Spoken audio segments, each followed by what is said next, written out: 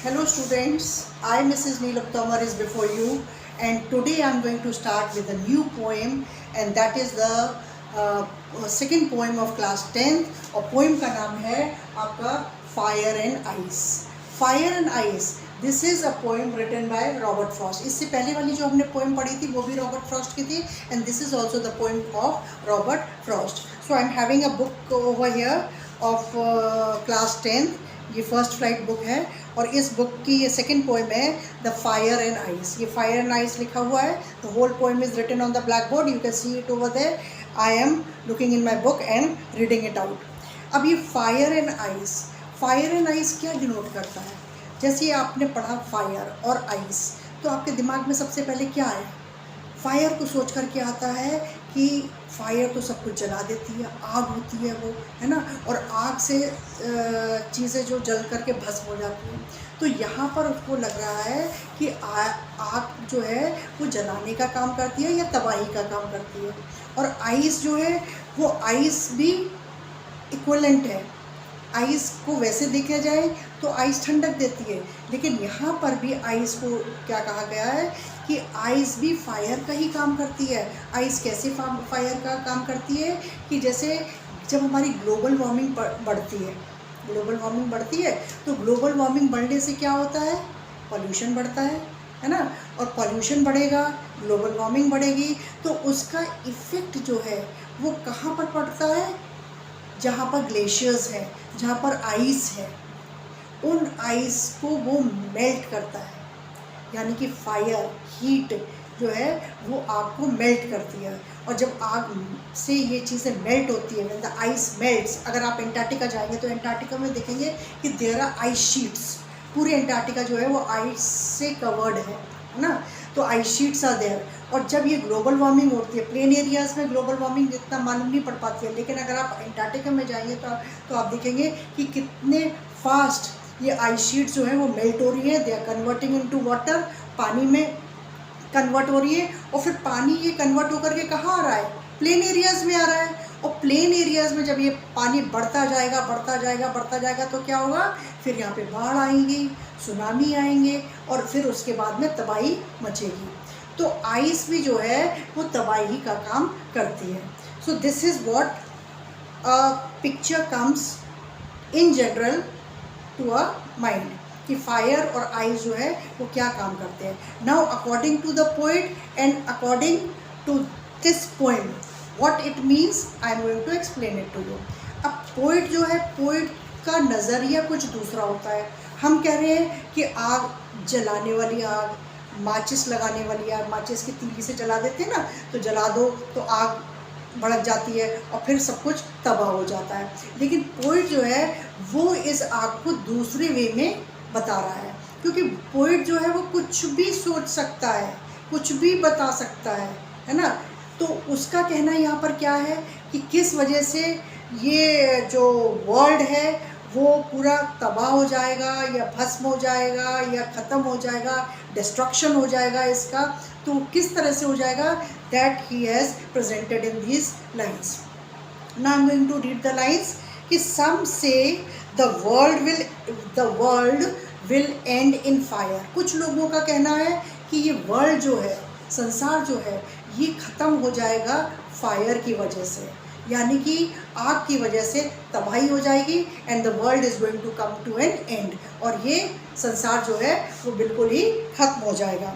सम से इन आइस, और कुछ का मानना है कि नहीं, आग से नहीं, आइस से, बर्फ़ से ये तबाह हो जाएगा. और बर्फ़ से कैसे तबाह हो जाएगा? मैंने अभी आपको बताया कि जब हमारे ग्लेशियर्स मेल्ट करते हैं, आइस मेल्ट करती है ग्लोबल वार्मिंग की वजह से, तो फिर क्या होता है, पानी जो है वो काफ़ी तादाद में इसी तरह से बढ़ता रहा तो एक दिन तबाही आएगी और सब चीज़ें जो है वो जलमग्न हो जाएंगी, यानी कि डूब जाएंगी, और फिर उसके बाद में सब कुछ ख़त्म हो जाएगा.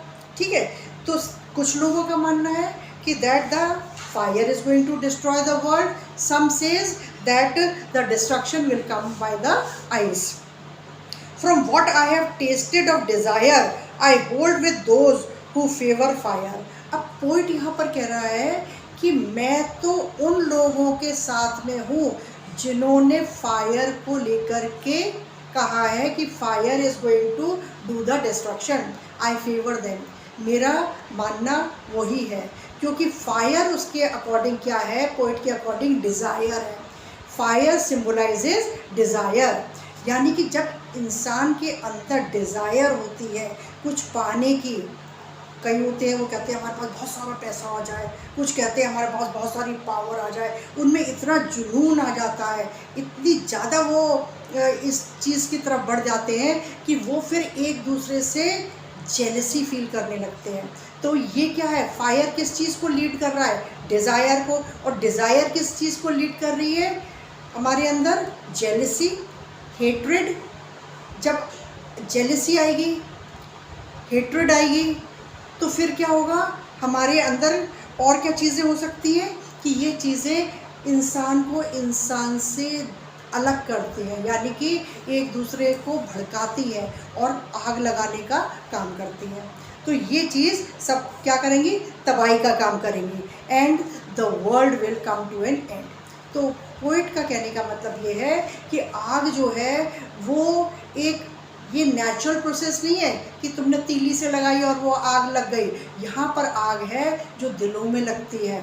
तो this fire according to the poet means hatred, hatred के बाद में जेलसी, जेलसी के बाद वो कहता है कि यहाँ पे आग, और किस चीज़ का, फाइट, यू कैन फाइट, है ना, एक दूसरे से हम लोग फाइट करने लगते हैं जेलसी के कारण। और फिर उसके बाद में क्या होता है कि एवरीवेयर देयर इज़ डिस्ट्रक्शन, ठीक है। जब मार काट मच जाती है और एक दूसरे से हम घृणा करने लग जाते हैं, हेट्रेड फैल जाती है और रॉइट्स होने लगते हैं, तो उसमें क्या होता है, नुकसान किसका होता है, हम लोगों का होता है, लाइफ और प्रॉपर्टी का नुकसान होता है। तो इसी तरह से this is going to lead over there, the fire is going to do all these kinds of things among the people।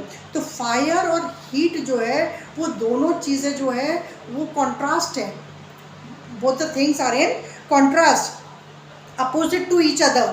और ये सिंबलाइज क्या कर रहे हैं, डिज़ायर को, और आपके जो जैसे आइज़ है, तो आइज़ आपके लिए क्या है, एक सिंबलाइज करती है कोल्डनेस, कोल्डनेस के लिए। और कोल्ड, एक तो फायर होता है, फायर आपके अंदर हेट्रेड, आग जला रहा है, और ये वाली आइज़ वाली जो हेट्रेड है वो कैसी है कि आपके अंदर जेलसी है, आप अंदर ही अंदर किसी से जेलस फील कर रहे हैं, अंदर ही अंदर उसको नुकसान पहुंचाना चाह रहे हैं, अंदर ही अंदर उसको मार काटना चाह रहे हैं, है ना, लेकिन उसके आगे शो नहीं कर रहे हैं, लेकिन आग आपके अंदर भड़क रही है। कहते हैं ना कि लोगों के अंदर आग भड़की हुई है, कुछ हो जाएगा, मारकाट मच जाएगी।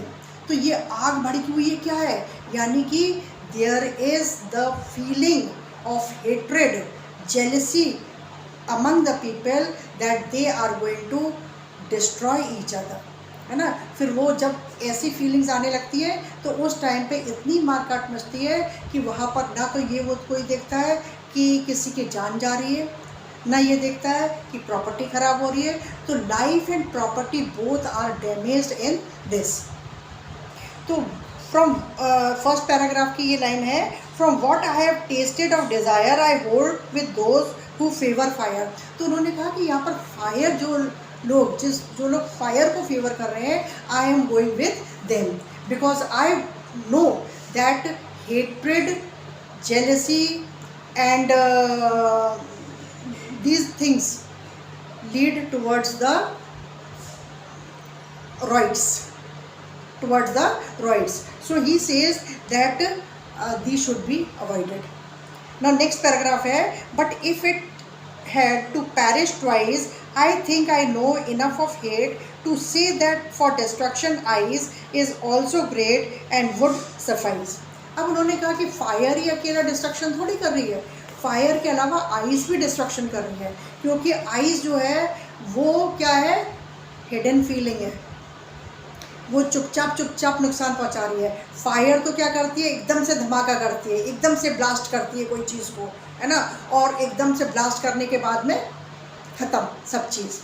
और आइस कैसे करती है, धीमे धीमे। जैसे आइस जो है ना हीट से जब मेल्ट होती है तो क्या होता है, धीरे धीरे प्रोसेस में वो कन्वर्ट हो रही है वाटर में, और वाटर में जब तादाद में वाटर बढ़ जाएगा तो फिर क्या होगा, everybody is going to submerge in water, drowned in water. तो ये पृथ्वी क्या हो गई, सबमर्ज हो जाएगी, डूब जाएगी, जलमग्न हो जाएगी और सब लोग खत्म हो जाएंगे।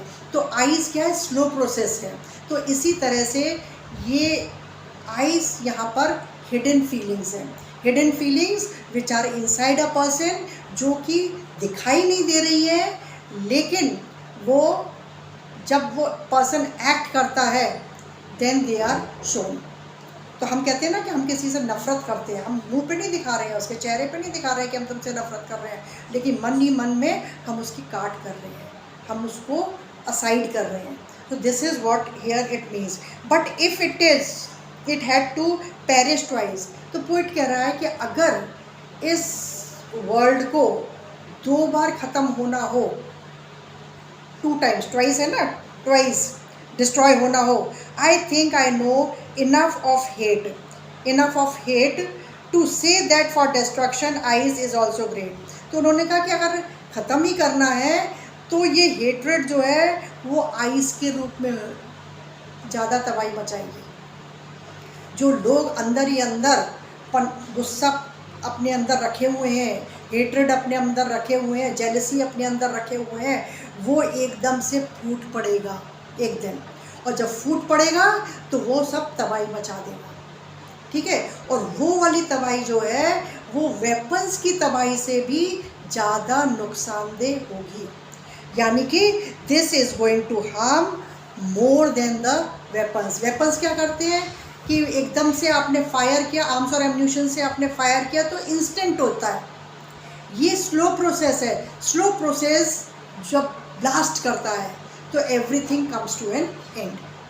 तो ये चीज़ें जो है वो पोइट ने अपने वर्ड्स में बताई हैं कि how fire and ice play a role in one's life. Thank you.